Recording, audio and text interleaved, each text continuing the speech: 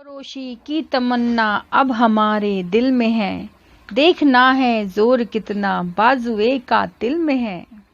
साहस, स्वाभिमान, आत्मविश्वास, त्याग और बहादुरी की मिसाल भगत सिंह, जो कि एक महान क्रांतिकारी थे।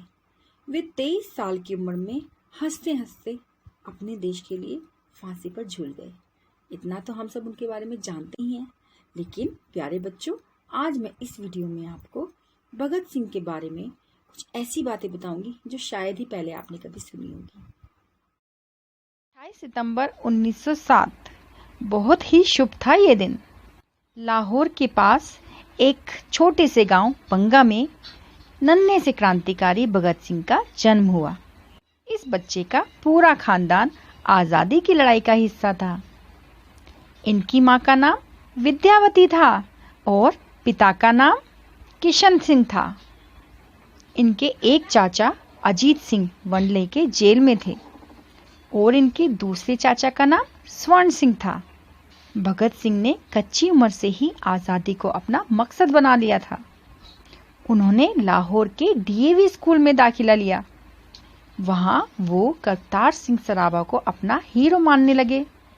करतार सिंह, जिन्होंने 20 साल की उम्र में अपने देश के लिए जान दी थी। आज के हालात ऐसे थे कि वे भगत सिंह के ख्यालों को और भी ज्यादा हवा दे रहे थे। जैसे कि 1919 में रॉलेट एक्ट का पास होना, एक ऐसा एक्ट जिसके तहत अंग्रेजी सरकार किसी भी इंसान को बिना केस या बिना जज के ऑर्डर के जेल में डाल सकती थी।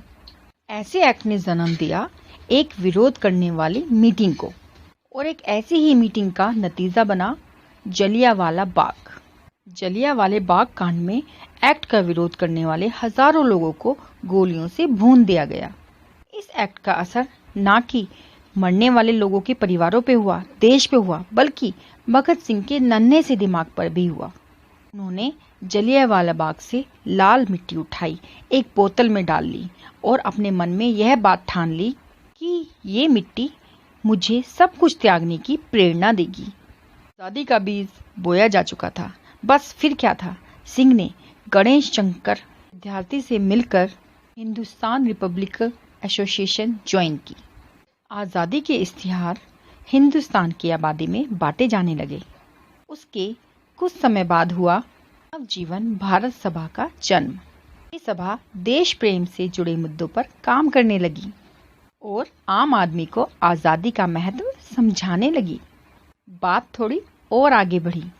लाला लाजपत राय ने 1928 में साइमन कमीशन के विरोध में एक रैली निकाली। विरोध इस बात का था कि साइमन कमीशन में एक भी हिंदुस्तानी मेंबर नहीं था।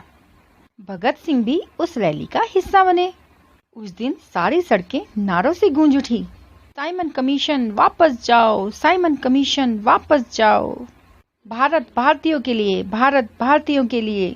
बस फिर क्या था, अंग्रेजों का पारा चढ़ा और लाठीचार्ज हुआ और लालाजी बुरी तरह से घायल हो गए और उसके कुछ दिन बाद गुजर गए। इस बात का भी भगत सिंह के दिमाग पर बहुत गहरा असर हुआ और उन्होंने अपने मन में सोचा, खून के बदले खून। भगत सिंह ने अपने साथियों के साथ मिलकर एक स्कीम बनाई।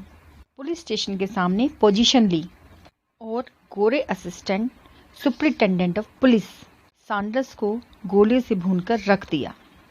बस फिर क्या था, हिसाब बराबर होने के बाद सब वहां से भाग गए। फिर क्या, अगले दिन चतुर भगत सिंह भेष बदलकर पुलिस की कड़ी निगरानी को तोड़ते हुए रेलवे स्टेशन से ट्रेन पकड़कर लाहौर से अपने साथियों को लेकर वहां से फुर हो गए।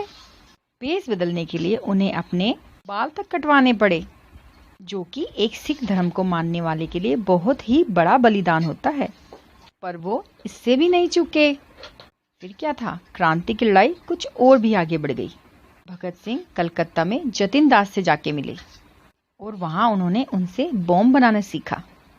प्लान कुछ ऐसा बना कि जिस दिन ट्रेन डिस्प्यूट और पब्लिक सेफ्टी बिल पास होगा, उसी दिन असेंबली में बॉम्ब का धमाका किया जाएगा।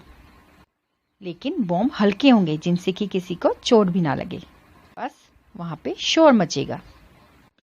फिर क्या था, प्लान के मुताबिक 8 अप्रैल 1929 को सेंट्रल असेंबली में भगत सिंह और उनके साथियों ने धमाकेदार बॉम्ब फेंके। उनका इरादा बॉम्ब फेंक के अरेस्ट होने का था और इस तरह कोर्ट में अपनी बात दुनिया तक पहुंचाने का मौका भगत सिंह को आखिर मिल ही गया। धमाके के वक्त भगत सिंह ने नारे लगाए, इंकलाब जिंदाबाद, इंकलाब जिंदाबाद। भगत सिंह और उनके साथी अरेस्ट भी हो गए और भगत सिंह ने कोर्ट में लॉयर असफ अली के सामने खुलकर अपनी बात कही। नतीजा, भगत सिंह को लाहौर सेंट्रल जेल में शिफ्ट कर दिया गया। भगत सिंह चट्टान की तरह पक्के और एक बच्चे की तरह जिद्दी थे। जेल में जब उनके साथ अच्छा बर्ताव नहीं हुआ, जब उन्हें ढंग का खाना नहीं मिला, जब मांगने पर भी उन्हें किताबें नहीं मिली, तो वो अपने साथी सुखदेव और राजगुरु के साथ भूख हड़ताल पर चले गए। ये तीनों ही सॉन्डर्स के खून के लिए यहाँ पे सजा काट रहे थे। फिर आखिर वो यादगार दिन आया, 7 अक्टूबर 1930। एडवोकेट ने भगत सिंह को बताया कि उनके लिए सजाए मौत का हुक्म आया है, पर भगत सिंह फिर भी नहीं झुके। दुश्मन के आगे सिर झुकाने से अच्छा है कि मैं मौत को ही अपना लूं। भगत सिंह ने 23 मार्च 1931 को खुशी खुशी फांसी के फंदे को अपने गले का हार बना लिया। इस तारीख को हम आज भी नमन करते हैं।